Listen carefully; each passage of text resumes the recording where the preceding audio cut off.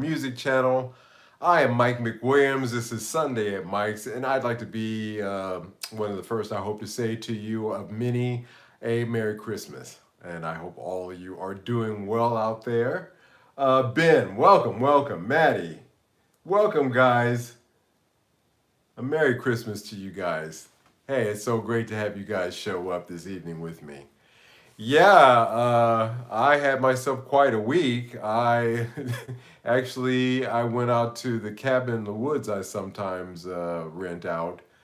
Um, we have been having horrific winds and rains here in the Netherlands, and but even still, you know, when I say cabin, when we had a little bit of thunder, which is strange for this time of year, it shook the roof of the cabin, and my dog Hoshi, she was so scared. It was so funny. Um, and I enjoyed that time out there. It was a good time to kind of reflect. You know, you always need a Frederick, welcome. A happy Christmas to you. You always need a place to be able to unwind and reflect, and I think that's my spot. It's really nice. It's out in the woods, just really beautiful spot, and always a pleasure to go to. So that's where I was this week. Um, in terms, I was hoping. Oh, sorry. Actually, I need to turn this around over here to my actually Christmas cheer that I have going here. I've got sake tonight. I've got water too, but I've got some Abe sake from Japan that was given to me for a client. So I'd like to do a Christmas toast to everybody, the first of many tonight. Cheers to everybody. I don't drink much alcohol, but my client gave me this really nice really nice uh, Christmas bottle. Well, not gift, but just something nice for the New Year's I gift to get from them. And it's actually really tasty. It's actually that was good. Actually, have another sip of that.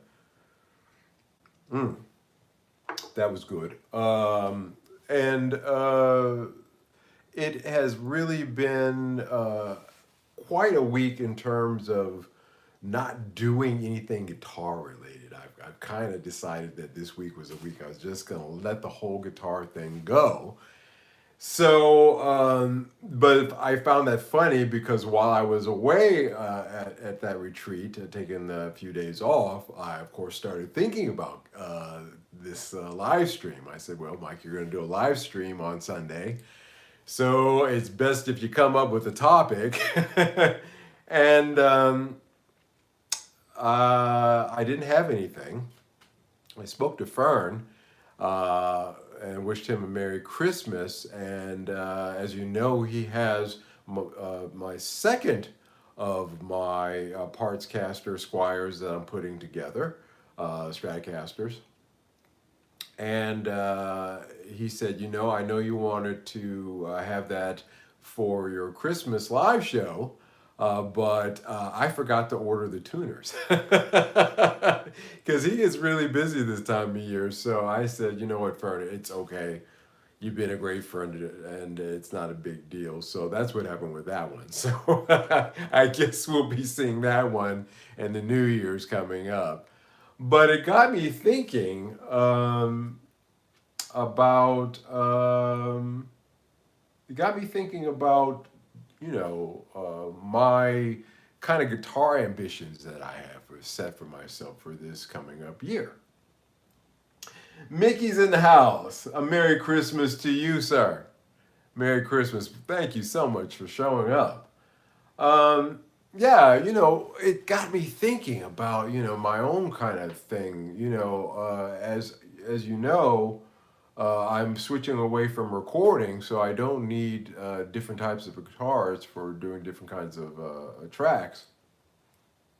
I just really needed one guitar, really, that fit a couple of criteria. And some of those criteria were to be able to get the tones, uh, basically of what I was getting on the records from Telecasters and Les Pauls, and SGs and all the other stuff that I used. But you know, could really I could mess around with and get those sounds out of, but was light, easy because you know carrying a heavy Les Paul on stage is not something that I'm really kind of keen on. It's not something that I'd like to do. And the other criteria, of course, was a couple of things in terms, well, mostly sound. I guess I could sum it up, make it really short and say mostly sound. And it got me thinking about three types of guitar guys. What types of guitar guys are there out there? Three types of guitar guys um, that I could think of. And in my one guitar, you know, one amp kind of for the next year kind of gets blown out of the window when you think that, well, I'm building a second parts caster Strat, so that puts me up to two Strats in that case, and I've got the parts laying around here for a third. So, yeah, it made me kind of giggle because I start to think, well, you know, maybe you're not the kind of guitar guy that you thought you were, Mike. And what do I mean by that? So, sitting there in the woods, I came up with three types of guitar guys that I think we could talk about tonight as a nice Christmas Eve topic, something light and interesting. I would certainly like to hear your feedback on this. This is not written in stone, but it encompasses quite a large number of types of guitar guys. Now, I'm going to exclude out, guys who are buyers for sale. You know, guys like Trogley, for example, he would be an outlier because that's really actually getting into being almost retail, to be honest with you, when you're at that level. So excluding guys like him, but he does fall, you know, personally within one of these groups, and that's the first one is collectors. Uh, you know, during COVID times, uh, people were collectors. You know, they were, well, certainly they were buyers of guitars. They were buying multiple guitars. It was the biggest boom that this market has seen. And cheers, guys. And it was an amazing sales period for most of the guitar manufacturers, Fender and Gibson and the like, the usual suspects, as we call them here. And people found themselves with you know, a large amount of guitars. Probably some folks who never imagined themselves having, you know, more than one ended up with many of them. But these were what I would call temporary collectors because we can see now the result of having to sell for different reasons and the glut of these temporary collectors guitars out there on Reverb and eBay and those types of places. Now, let's talk about real collectors. You know, collecting is collecting. You're really, collectors are guys who are buying guitars really just to, you know, hey, I gotta have one of those, I gotta have one of those, I gotta have one of those. James, Merry Christmas to you and welcome. Thank you so much for showing up to our Xmas Live show. We're talking about three different types of guitar guys out there. This is just a list that came up to me as I was uh, sheltering. Well, it was really super rainy. I mean, I wanted to walk my dog Hoshi out in the woods a lot more, but we got to a certain point where you know, we both needed a boat. It was that much rain. But while I was sitting there in the courtyard, I thought of three types of guitar guys. Collectors are going to collect. It's the first type of guy. You know, actually, collecting is kind of a deterrent in a lot of ways, I think, just personally, in my opinion. Unless you're a studio musician where you need a bunch of different instruments to get different tones, which certainly is a category that I fell into, I was into myself, um, then really, and even amongst those guys, most of the guys that I know usually have two or three really good guitars. And tonight, later on, we're going to define actually what a good guitar is, so stay tuned for that. But if you're doing it from the position where you just want to have a bunch of different guitars, I really think that from a playing standpoint is kind of detrimental because I do believe, and one of the reasons why I had the idea of having one guitar and one amp is to really just to get to know that instrument intimately. I really do think that that's a good way. It cuts down on a lot of the BS that comes with the second group, which are tinkers. Um, you don't find yourself tinkering when you're down to one guitar because if it's not working, then you're not playing anything, and you're going to really get that fixed quickly. The second group, tinkers, um, they can have many, and the motivation of a tinkerer, a guy who's a tinker, which is a group that, interesting enough, I fall into as well. So I span it. So I'm not saying that these are distinct groups. Some you can be a little bit of both, or all three.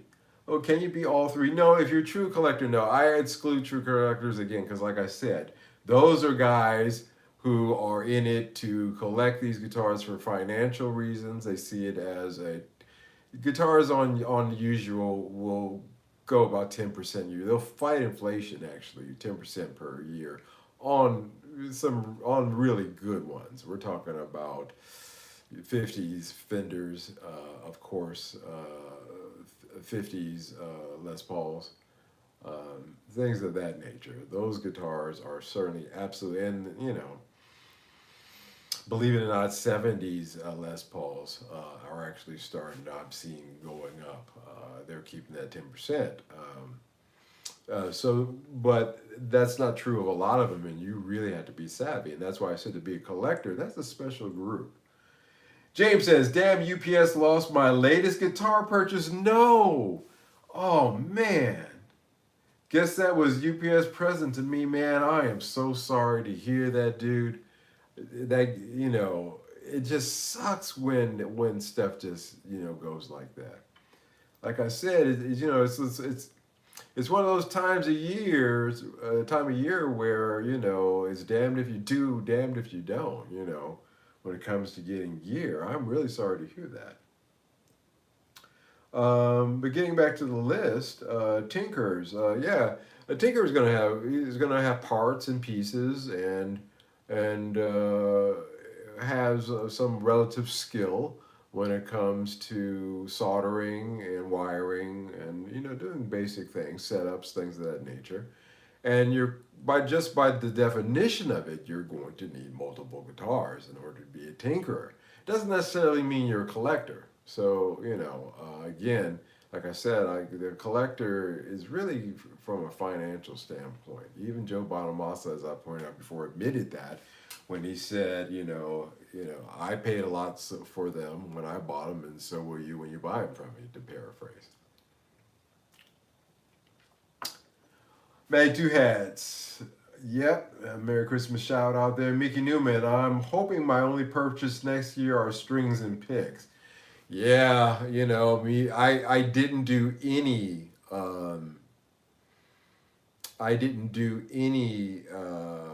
major, shopping things going into this, to be honest with you, just for that kind of fear, for that very kind of like, is this really the best time? I mean, things are bad enough during normal times with getting things here. I've told you guys my Tom on story why I won't order from them anymore.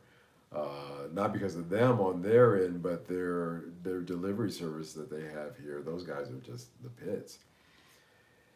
And so it's just one of those things, man. Tinker is usually, getting back to that, like I said, they're going to have multiple guitars that they're always working on. And it's swapping necks, swapping pickups, doing bridge changes, things of that nature.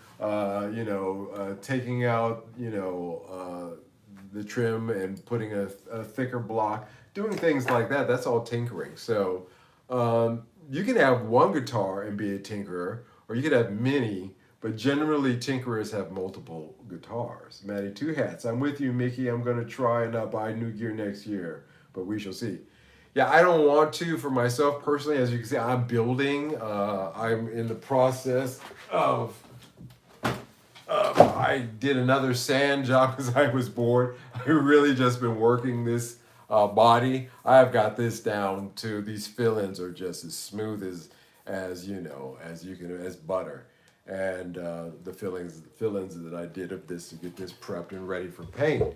I'm just waiting for some decent weather, which doesn't seem to be in the cards here to do that. But because I have to do it out on my deck, put the tint up, the spray tint up, which requires not having 70 or 80 mile per hour winds like we've been having here for the last 4 days. Yeah, it's been quite a windstorm going through here.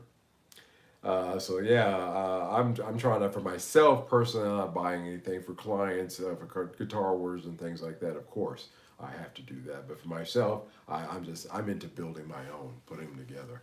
It's actually, as I've said, it's quite fun and interesting.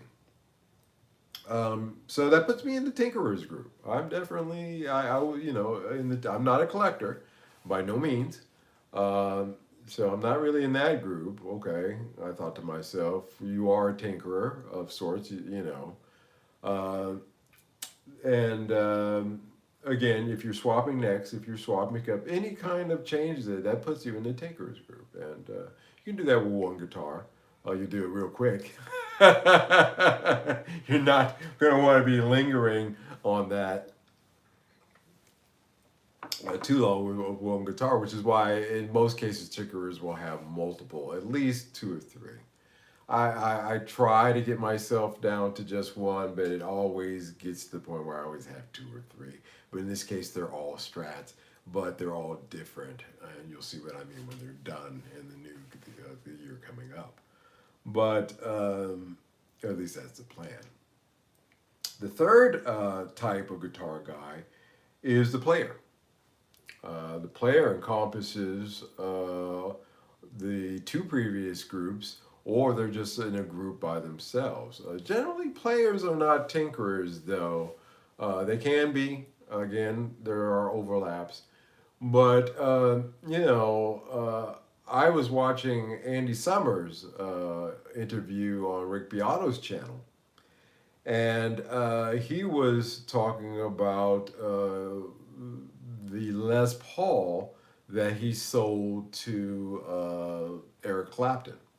And he was pointing out that he didn't really take to it. It really actually kept in his case underneath his bed, he said, and also he said the bridge pickup, the wiring had come loose and it wouldn't work, and he had no idea how to fix it. He was not a tinker, he was a player. And if the guitar, even with a guitar like that, something that most people would really truly desire, it was something that he did not get along with. However, he did say he did not want to sell it, and Eric Clapton just badgered him for it, to eventually he gave in. Tinkering with guitar is a lot of fun, Mickey says. And you need one to play while the other one is in bed. Exactly so, yeah. And that's kind of it. And so, as a tinkerer, you're going to have one or most likely multiple guitars. If you got one, you're going to be working on it real quick. It'll be quick things that you can do. I've gotten pretty good at pickup swaps on both Strats and Les Pauls, where I can do it comfortably now. I feel good about it. And so that's something that can be quickly done, relatively. It's a tinkerer's world out there, actually, too, because there's a huge aftermarket companies like All Parts and some of the ones that have been mentioned here on this channel that cater to tinkerers, and it's just one of those things. in my mind, guys, I have a question. This is just an off-topic thing. Is that when does when does a part? It's a parts caster to be sure, but when does it cease to be a Squire parts caster? Now, in the case of this guitar, this is my Squire that I put together. It's a Squire body. It's an SC body from back in the early 2000s with a affinity neck that I worked on quite a bit to make it nice from 2001. So I can say that this is a Squire guitar because it's all Squire parts. Everything is Squire parts, but it's a Squire parts caster. Uh, can I call the one that Fern is working on a Squire parts caster if its body is not a Squire, its neck is, and all its parts are? I'll throw that out there to you guys. I wonder because I've been calling it my Squire parts caster, but it's just the neck and all the electronics. The body, just everything. The knobs and the scratch, the pick guard. All of that is Squire. The body is not. Is it still a Squire? Bueller? Bueller? Just throw that one out there. But the third type of guy is the player. And the player, like I said, in another group, of course, there's a live player. A live player is going to have different needs than the studio player. Like I said, a studio, as I mentioned before, a studio player is going to require. I think I've had enough of this. I think I'm going to switch back to the water. It was good though. It's just got quite an aftertaste to it. It really is not a needed thing to have multiple guitars necessarily as a live player. You can have one, or again, like the Tinkerer, a few, but most likely one that you take out. It may be your best one. It may not be, depending upon how safe you feel about it. But a player is really a guy who is, as like Andy Summers story, is not really interested in tinkering per se. He's really interested in playing. He may be a tinkerer. Eddie Van Halen certainly was a guy who would fall into the category of being a tinkerer and a player for sure. As a matter of fact, quite a few innovations are attributed to him. Wax potting your pickups, for example, are attributed to Eddie Van Halen. But again, I think that the player is going to be a guy that's going to have one, two multiples of guitars. You do have a crossover there where Joe Bonamassa would certainly be a player and a collector. I don't know if he's a tinkerer. Again, a collector is not interested in tinkering too much with his guitars because, other than refurbishing, I don't see that being something that a collector would be interested in doing because he himself tells the story. Every scratch is cost you $1,000 on something like that. So there are crossovers, like I said. I don't think you find very many people who fall into all three categories. Maybe you guys can think of some, but I can't at the moment. Maybe it'll come to me. But, it's really one of those things where you're focusing on different things when you fall into these three categories. And you have a whole lot of different needs that have to be satisfied. And this is not putting down any of those three categories. Like I said, I'm just merely saying that I think that this pretty much well covers just about every type of guitar guy there is. And you've got the collector, you got the tinkerer, and you've got the player. And again, some of these can merge into each other, But for the most part, these are distinct categories that most people you can kind of identify as one or more, or at least one of them.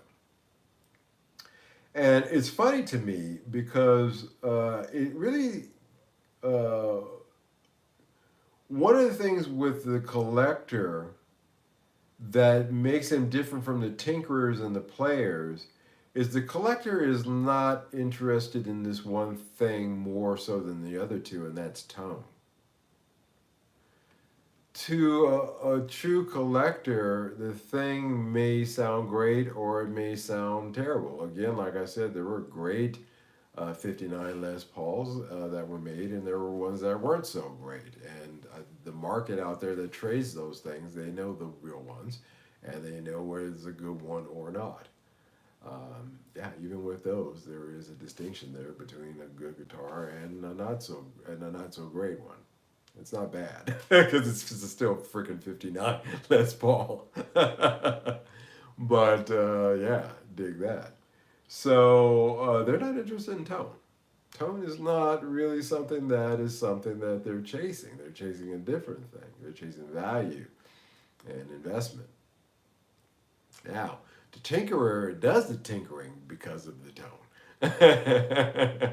It's one of the primary, driving forces of the tinkerer's gas is chasing tone. That is like, high level of chasing of tone. And the player, of course, obviously has found a guitar. He's got one or two or three really good guitars, those great guitars, and the tone of those are ones that he or she digs. And so they're the only two in that category who are really interested in tone. And if you're not a collector, of course you got to have big bucks to do that. And I was going to read you guys a story from Zero Hedge as part of tonight when I was thinking about what to talk about. And that's kind of like a B reel kind of thing to talk about. It kind of ties into this about the two things that most adults want for Christmas. And with women, it's a bank or a cash transfer. And with guys, that's like over 50%. And with guys, it's like 30%. They just want the cash. Now, Christmas is for kids anyway, for giving presents to children. And if, as far as adults, it should be more of a family-oriented kind of vibe. However, I found that very funny. People are like, skip the presents, just give me the cash. I know you were going to give me a new Telecaster, but, I'd rather have the cash this year. That's not good. That's not good. So, yeah, you got to have deep pockets these days. I thought that story was interesting. I was like, wow, I mean, just falling so far away from what Christmas is really all about in that sense, but just also funny because people are just, hey, I'm just gonna be real with you. I'm only gonna return it and cash it in anyway, and I don't want to have to ask for the receipt, so just give me the cash. But so we're not collectors. No, we're not in that category. Another funny thing is down here, down the street from me, somebody got a boat, and I don't mean a small boat. I mean a pretty good size, we'd almost say yachtish kind of boat. And they had to transfer it through these small streets here, and it had a Christmas bow wrapped on the side of it. You guys can look that up on the internets and take a look at the picture of that. That happened here down the street from me. And I just thought to myself, holy cow, the show of gluttony that is, to have your huge bow with a huge red bow, Christmas bow on the side of it, blocking the trams, blocking traffic so that you could get it down to wherever it had to go to, man. That is, that was something. So, maybe it's just a boat collector. But yeah, dig that, man. That really happened here. Somebody, and I kid you not. Look that picture up. It will blow your mind. So, no, we're not being collectors. Not in this market. If we're interested in tone, then we really are only interested in what comes down to being a good guitar. Now, last week I touched a Mickey Newman. I got a boat anchor. It's my 74 Ampli custom. Yeah, baby. I picked up that 75 down there in Utrecht that I was fiending off of. And yeah, that was a boat. It's not as much of a boat as that bass from Harley Benton, but it's getting there. That's about the only boat that I'm going to be getting myself. Yeah, man, somebody really did that. Dig that. Wow. They really did that, man. That blew my mind.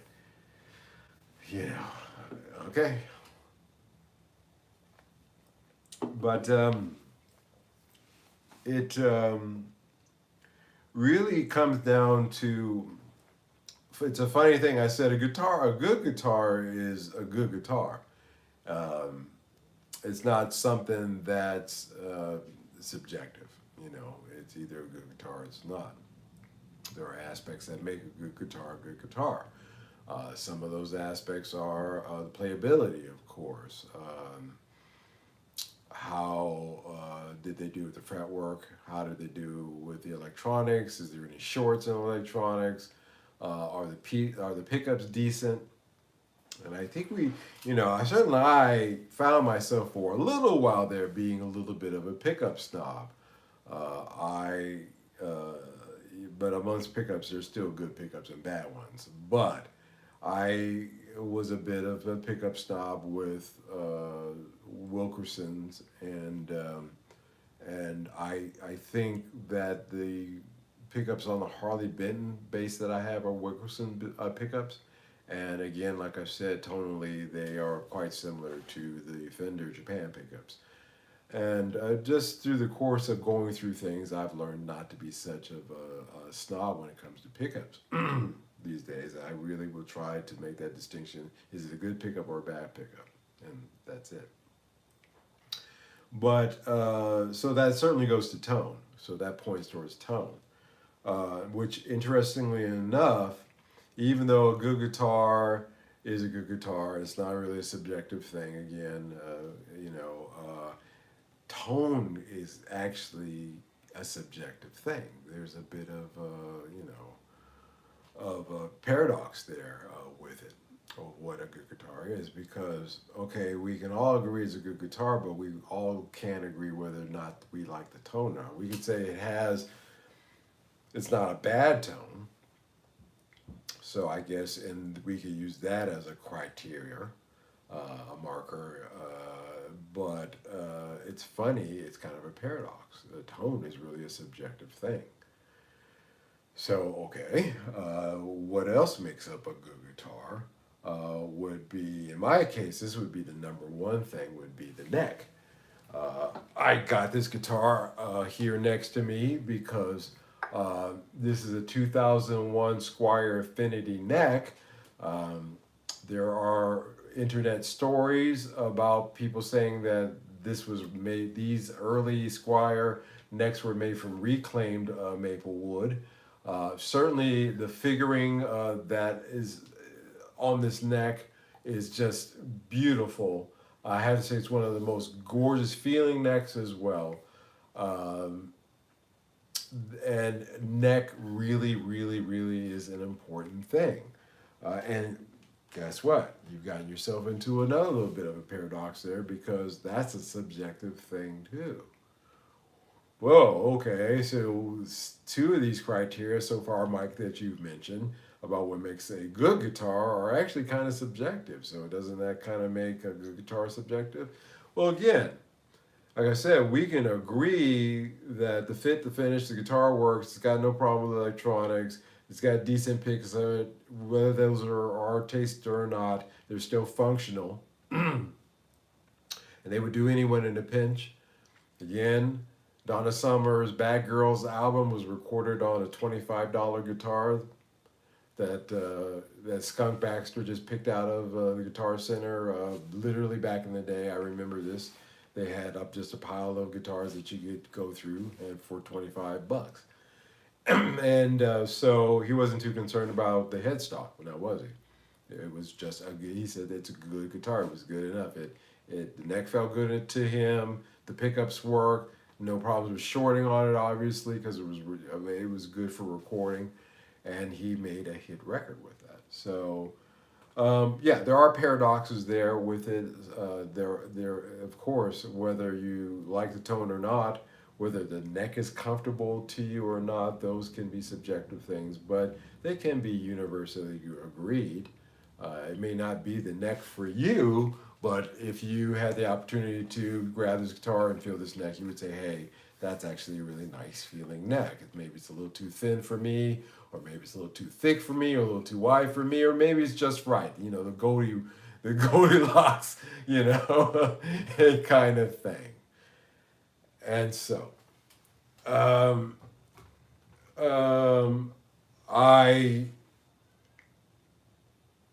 think that kind of subjectiveness does play a part. But, you know, again, a good neck is a good neck. Mickey Newman, Mike Rutherford was touring with Squire Strats. No, I believe for sure, absolutely. He said they were fantastic. Now, he did do some changes to the electronics on it. I do believe he changed the pickups, but yes, the fundamentals of the guitar were a good guitar. He liked the neck.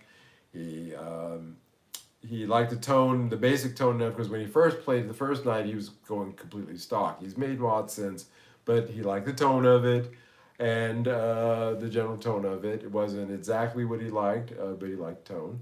And he liked the look of it, he said. He liked the way that it looked. And I think that he's a good enough of a judge of that, that we could all say, okay, Mike, we got you. We understand. It may or may not be something for me, but it's a good guitar. So there you go. There are, of course, subjective aspects to this. A bit of a paradox, too, has been pointed out. But the third one, being looks, again, is really super subjective. You know, looks, man, you're talking down to body style. I know some cats who love flying V's. As you know, I owned a flying V for about 3 seconds there in London when I did the swap with the deal with Colin. And you know, the little time I spent playing it, I was like, there's just no way that little old me is gonna be able to get along with this flying V. But some people really dig that shape. Some people love you know, Strat shapes. Some people like Telly shapes, Les Paul shapes, things like that. So looks don't, and then you get into color. You know, looks, you know, there's a lot of things that are looks, you know, shape, color, you know, body materials, metallics color. Do I like silver? Do I like gold? You know, do I want gold hardware on it? I shy away from gold hardware. If you notice, you haven't seen any of my personal guitars have gold hardware. Because gold hardware, really, unless it's really high quality, even if it's high quality, it's gonna tarnish over time. There's nothing you can do about it, and it doesn't look great to me. Mickey Newman, I don't like black Strats, my personal taste. Yeah, I don't like black either. You know, not to my taste either. No, I wouldn't do it. Again, this one that I'm working on to paint. I was contemplating doing a racing like green with it, but I'm actually considering also maybe going with a gold top with it too. But black I never thought of, and that would be the easiest thing to do. But yeah, I'm with you on that, Mickey. I'm not a big fan of black Strats myself, or Tellys, especially Tellys. I don't like black Tellys. I had one. And as soon as I got some bread together, I had it stripped and repainted. But it was a good Monica Butterscotch. It was a good tone, but just hated the color. And then even then, I didn't like that what was done. It was just kind of a mess. But looks, again, subjective thing, kind of a paradox there. And that's funny to me because you got neck, tone, and looks as being within objectively what would be considered to be a good guitar. It's got the right tone, it's got the right looks, it's got the right neck, but they're all subjective. And so, you know, it really, really comes down to you what constitutes a good guitar, but its basic criteria, as was pointed out with Mike Rutherford from Genesis, that it just has to have basic good bones to it. It's like those car restoration TV shows on is it HBO? Oh, Netflix. On Netflix, I love those TV shows where the guys take old pieces of junk and they turn them around. It's the tinkerer in me. And it's kind of like one of those things, you know. Yeah, I really like that's a tinker aspect of me again, but the looks of it sometimes I don't necessarily agree with. It's great work. It's a great car. It's a good car, but sometimes they'll do one. I'm like, yeah, I'm not feeling that one. That's not really necessarily something that I would put my money into. But sometimes they hit it out of the park with me, and I'm like, wow. And then sometimes they'll do one that objectively anybody would say that's a good car. Well, the same thing with guitars. James, I love black guitars, but I don't buy them that often. Shows every fingerprint and scratches. Yeah, and dents too. And you know, that's what happens is I was in Singapore and I was filming for the channel a demo of the AC 10 or 12, whatever that is that I had. Little amp that just sounded boxy and terrible. I never got along with that thing. And I dropped the strap, fell out of the out of the hole, and it hit the ground. Put a nice little dent in it. And it's a black guitar, and it just showed so badly. So that's what led to that course of having it stripped and repainted. James, I love black guitars, but Matty Two Hats, music is subjective too. Oh yeah. Yeah, there was a list of on the Hollywood Reporter of the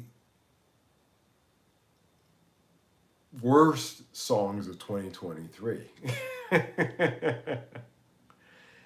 And I didn't know 90% of them because I really don't listen to top 10 anymore. But one of the worst ones was Will I Am, and I had to check my watch and see what time it was. I was like, Will I Am and Britney Spears. I was like, wait a minute, what decade did I am? I had to check the computer to see if it had a dial-up modem attached to it. And I was like, well, okay, I guess it wasn't. These guys used to be hit makers. Everything that they did at one point was gold. I guess that's not true anymore. So objectively, everybody gave that one a thumbs down. I thought that was hilarious. Just because, you can age out of the music business, really, seriously. And unless you've got a show that you can take down to Vegas and do a residency with, which means you got to have plenty of your own material, or you dang well better change your image over to where you're singing show tunes or something that you can throw together a show. Then that's really it for you. Trying to put out records and albums and things these days. That is a really, really losing proposition. And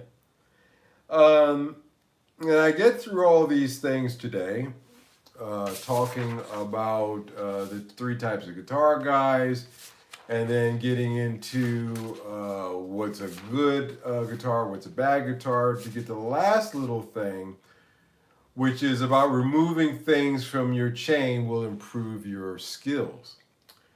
Cat's Music Journey, welcome. Merry Christmas. Welcome, welcome. Thank you so much for showing up tonight. Was just able to join now. Black is a fingerprint magnet guitars, cars, furniture, all of it. Still looks tip top. Yeah, some of it's beautiful. Like I said, I'm not going to sneeze at a 56 black Corvette. Well, doggone it, it's not red. Sorry, guys, take it away. I'm not going to do that. It just depends. But Strats, I understand. And Tellys, too. It just doesn't work. A black Les Paul actually works for me, but I like Les Paul Customs. I think that a black Les Paul, and it's got gold hardware. Another thing that I don't like, interesting enough, but it works on that guitar for me. So, funny thing there. But as was mentioned earlier about, Mickey Newman said, I'm hoping my only purchases next year are strings and picks. That's kind of where I want to wind up here tonight, is removing things from your chain will improve your skill. Now that I've really got rid of a lot of extraneous stuff, where, when I'm recording a song, okay, let me plug in my vintage EP3, now let me run that through such and such amp, and then do this, and I'm setting up, and am I going to mic this, or am I going to try to how am I going to run it, just all that stuff. Now that all that's gone and I'm not recording anymore, I have just enough of a setup here to do basic stuff if called upon, but I've given that world up.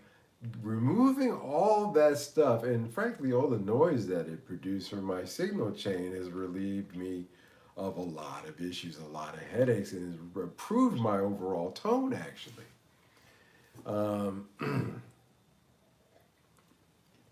Did it sound good on the record that I made? Heck yeah, it did.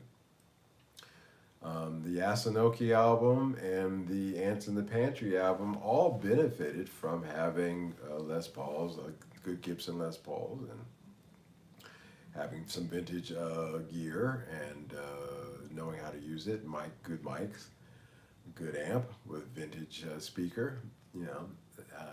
It had all that going for it, and I'm proud of the way that it sounded. But cutting all that stuff out and getting down to just one amp and one guitar, circling back to the beginning, cutting all that stuff out of my chain has actually improved my tone, I found. And as Mickey was talking about wanting to keep your purchases, yeah, for me, I can dig that sentiment. And I think a lot of people are there. I brought that up about what it said in Zero Hedge website. It's a financial news website, more or less. I've been following it for over a decade, maybe more. They were really a trader's kind of a website, and then they evolved into kind of a Dredge Report kind of thing, unfortunately. But they do have some interesting articles from time to time. And talking about the inflation on Christmas trees was a subject that came up, believe it or not. And I saw in that article that the average cost of a Christmas tree went up from $80 last year to $100 or $110 this year. And, we laugh a little bit. We joke about the inflation that we see here in the guitar market and pedal market, and just about every music instrument market these days. Everything is going up. Nobody's buying. But the prices certainly are going up. And in the Christmas tree market, to see that the inflation is hitting that as well. That's on the average tree.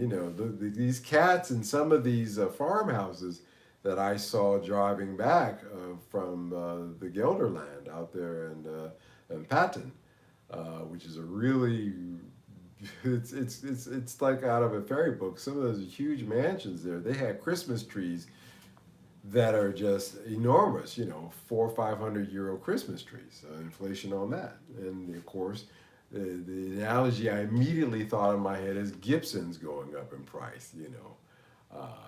That inflation going, and I said, well, they're both wood. Christmas trees, Gibson guitar, mostly wood. Well, if you put the little, tree stand down, you got the metal there, so basically you got the basic same components there. And it's funny that you have that kind of inflation in that market. Ben Allmark. Last time I bought a real Christmas tree I think was about $30. I think. Hey Ben, Merry Christmas. Merry Christmas to you. Thank you so much for showing up. Yeah, guys, actually in the case of me with Christmas trees, I have a tree in there. I'll share it tomorrow as my community picture for this channel, so you'll see it. I'll take a picture of it and share that with you. But it's a rescue tree. Cats here in the Netherlands, here in Amsterdam, they'll buy live trees. They're not necessarily cut at the stalk. They'll be in a little container with some soil and a tree. And they hold on to the trees to the first week of January, the end of the first week of January. And then there's collection spots where people will put their Christmas trees out. And I've walked by walking my dog, and I've seen live trees sitting there to be thrown away, by collected, turned into mulch, and that.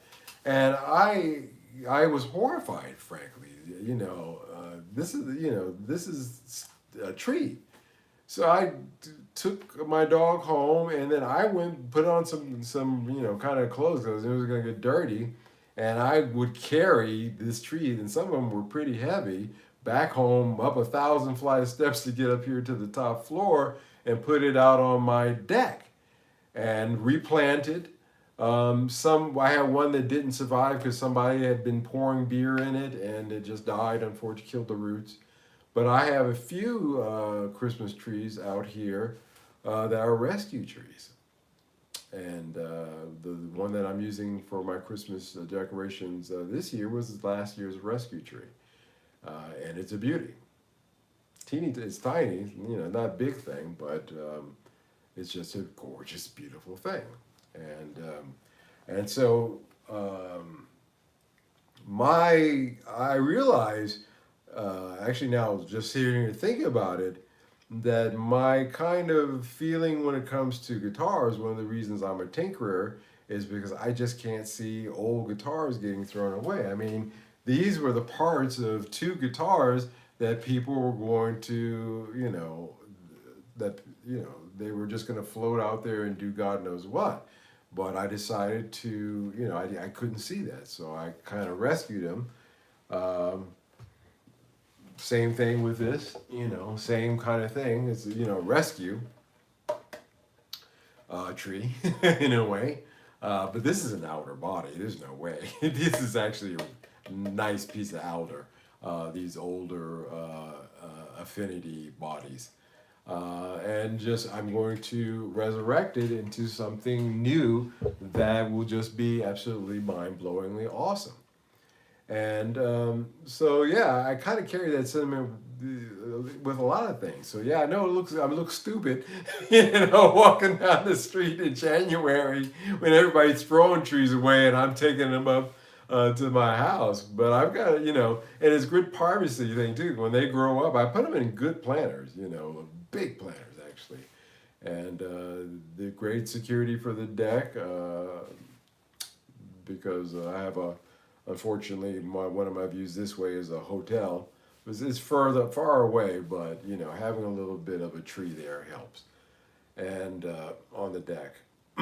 So when I'm just sitting there and doing my gardening, and just the saving of just the ecology of it, and that it extends to guitars. I guess it's just in me. I just realized that. Just thought about that. Repurpose and recycle. Yeah, man. That's about it. And so, I really have that viewpoint that it stands out, and I'm very serious about. I'm not buying anything new at all. And I can say unless a client wants a new guitar, even in that regard, I'm not buying anything new. I'm buying very 20, 30-year-old guitars. That's my shtick. But that's it. And for myself personally, it's just it's kind of a recycle kind of vibe. So these are recycled guitars that I more or less, some more, some less, put together myself, and I'm going to play them and enjoy them. And that tree that I saw just sitting there, I was like, I can't let this happen. I picked it up and brought it home, and it's sitting in there as my Christmas tree this year, and it just looks awesome. And certainly with all these rescue trees, I don't need to buy a Christmas tree. I'm good on Christmas trees. So I'm good on a lot of stuff. Christmas trees, good folks like you. I'm good. That good extends in a lot of directions. And so this year, we have experienced a lot of things. We've talked about a lot of things, but I think we've warned about a lot of things. We've seen, not trying to pretend like I'm Nostradamus, but we've seen some of the things that I've talked about that I saw occurring. And in the used market, you guys ain't seen nothing yet. I think it's just going to get worse. I think going into June, even going into June next year, I can't see this thing turning around in the used market and how that affects all the other ones. But, we've seen things occur this year, but I think it is a good thing at the end of the year to say I'm good in so many things, in so many ways. That's a blessing. I think having that kind of mindset is a good thing. That you may not see it in the short term. I'll use that Christmas tree again. When I was rescuing it, I was really rescuing it because A, I just couldn't stand thinking it was going to get mulched, and B, I was thinking, hey, it'll be a great thing to have out on the deck. It'll make the deck look nice to have a pine tree.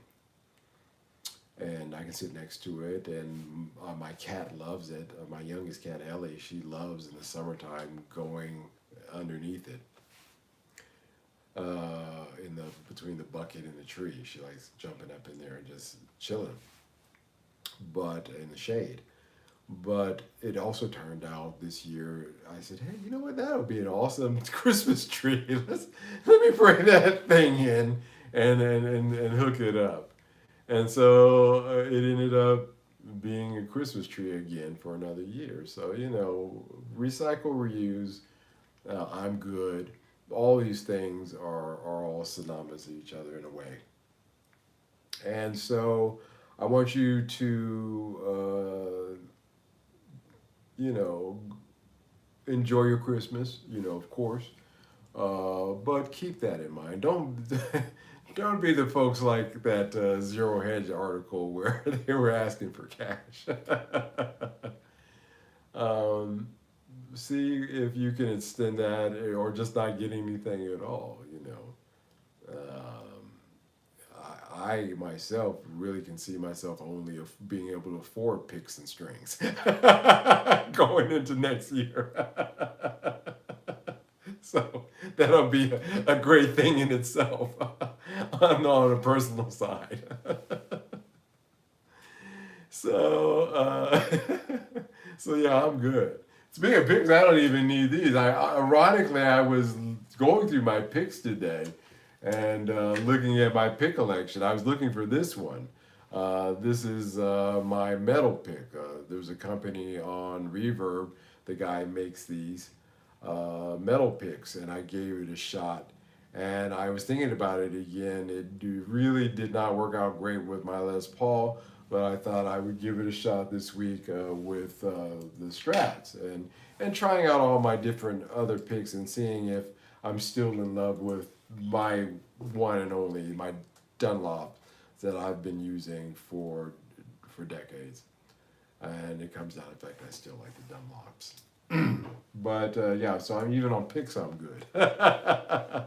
Strings is always something that I could use. Seriously, I actually honestly always use some strings. Um, so maybe I'll put it in order with my guys in the UK. I do that once a year now. I used to do it twice a year when I was in Singapore, but now I only do it once. I just try to play lighter. Wash my hands more between practices so I can make those strings last just a little bit longer. I don't want to be like James Jamerson, the famous Motown bass player. He never changed his strings. He said the funk is in the gunk. That is one brother's bass guitar. He played many famous bass lines, but I would not want to touch that thing. That's funny. That's funny. Yeah, I'm good.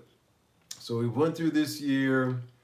We've had some highlights. We've had some lowlights. But at the end of the year, we can say, hey, I'm good. If we can do that, I think we did all right. And knock on wood. At least we're still here. So, yeah, take that, guys, with you. Removing things from your chain will improve your skills. And I think that the more clutter, the more stuff that you cut out and try to get down to basics, I think you'd be really surprised. And again, the improvement comes from your focus. You'll be focused on what it is that you have, and you'll make what it is that you have work. You know, again, as we talked about last week, $500 is a lot of money for a guitar.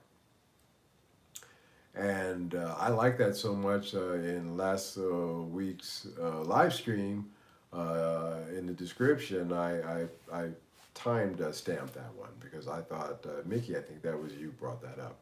I thought that was an excellent point. You know, let's not get crazy now. You know, if you had told me as a kid that you were going to give me full course and $500 as a kid bought you, you know, Gibsons. But yeah, but still, dig that. If somebody told me when I was a kid I'm going to get a $500 guitar, I'd be like, wow. Steve DeMond, I told you, who had a black Les Paul Custom, I believe it was early 70s, 1970 Les Paul Custom, or 69, maybe it was 70. Whenever they started coming out with Les Paul Customs again.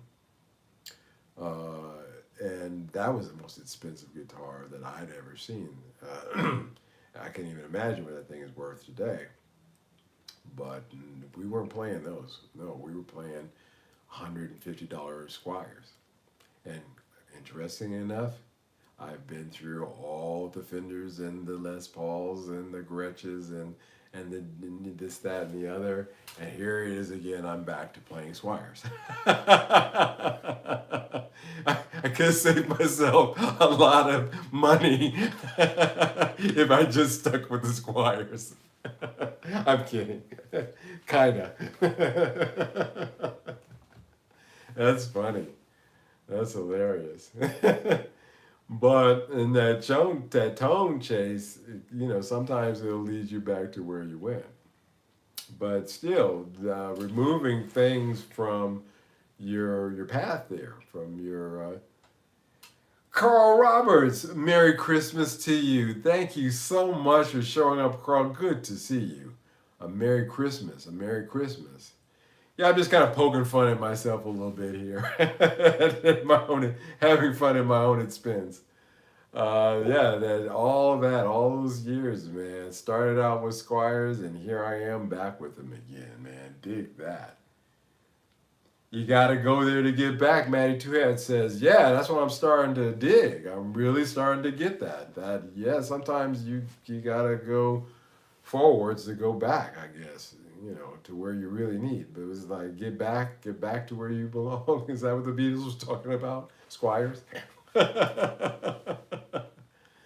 Yeah, you know, I've made that journey, but it's back to a place where I'm good. $500 is a lot of money, you know, for a guitar. It is.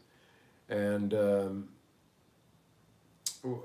I am blessed and fortunate to have a lot more expensive guitars than that come through this last year.